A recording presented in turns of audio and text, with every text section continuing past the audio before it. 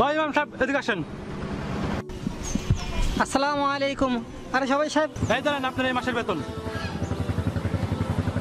এই নেন, কালকে থেকে যেন আপনাকে না দেখি।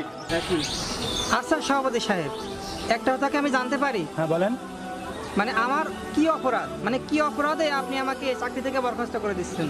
মানে আমি এতদিন ধরে আপনাদের মসজিদে আছি, আমার কি অপরাধ যে আপনি আমাকে আপনাদের মসজিদ থেকে তাড়াই দিচ্ছেন?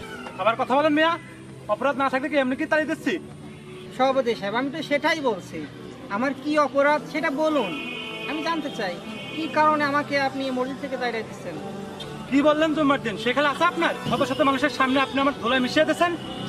আমাকে তো জবই করে দিয়েছেন মিয়া। আমি এই মসজিদের সভাপতি, আর আপনি আমাকে অপমান করে কথা বলবেন, আর আপনি এই মসজিদে চাকরি করবেন? জুম্মার বয়ানের সময় আমার দিকে তাকা তাকা আপনি বলেন নাই যে লোক সুদ খায় সে লোক তার নিজের মায়ের সাথে জিনা করার থেকে বেশি পাপ করে? আপনি বলেন নাই আমার দিকে তাকায়া? আমি বারবার খেয়াল করছি এই কথাগুলো আপনি আমাকেই বলছেন। আমি না একটু সুদ চুদ খাই, তাও গরিব মানুষের উপকার করার জন্য। আপনি সবার সামনে আমাকে এভাবে অপমান করতে পারলেন কেন? শুধু নামাজ রোজা নিয়েও ওয়াজ করা যায় না? আপনি তারপরে জমায় বললেন যে মেয়েটা যদি কথা বলেন যান এখান থেকে যান, আর এলাকায় যেন আপনি না দেখি।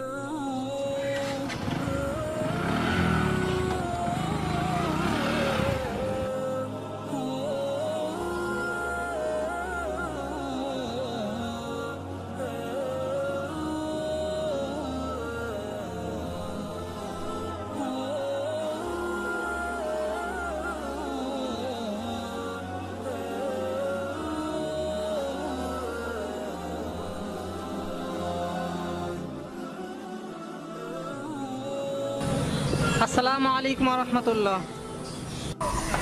ওয়ালাইকুম আসসালাম ওয়া রাহমাতুল্লাহ। আরে ইমাম সাহেব, আপনি হঠাৎ কি মনে করে? আপনার সাথে একটু কথা ছিল। আমাদের ছেলেরা মেয়েরা নামাজ পড়া শিখতেছে, কোরআন পড়া শিখতেছে, দিনের পথে ধাবিত হচ্ছে, তাহলে কেন আপনি থাকবেন না কেন? বাড়িতে কোনো সমস্যা থাকলে বল। তাহলে ইমাম সাহেব কি সমস্যা বলেন? সকালবেলা আপনাদের বাড়ির দিকে আসতেছিলাম, সভাপতি সাহেবের সাথে আমার দেখা। সভাপতি সাহেব আমার কাছে